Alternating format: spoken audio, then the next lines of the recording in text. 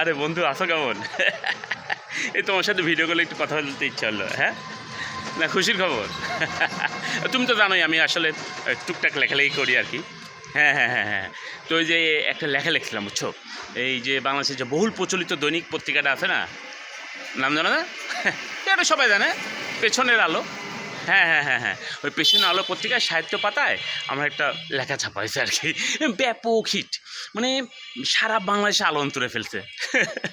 এই জন্য তোমাকে ফোন দেয়া। হ্যাঁ, কিন্তু একটা একটু সমস্যা হয়ে গেছে বন্ধু। মানে ঘটনা হচ্ছে যে ওই আমি লেখার সময় ওই মানে আমার লেখার শিরোনামটা ছিল নোবেল। না নোবেল না, নোবেল না, নোবেল মানে খাওয়া নাই বাংলায় যেটা কয়।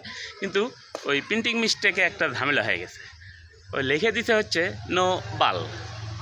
তো শুনে তো বা দেখে তো আমার তো মনে করে মনটা খারাপ হলো। তো সবাই প্রশংসায় ভাসাচ্ছে, আমি আর অত গুরুত্ব না নিলে তো সাহিত্য পাতায় দিয়েছিল, তাকে ফোন দিলাম না ভাই ঘটনা হচ্ছে যে আমি লিখলাম নো বেল, আপনি হেডিং দিয়ে দিলেন নো বাল। বলছে ভাই এই জন্যই তো হিট।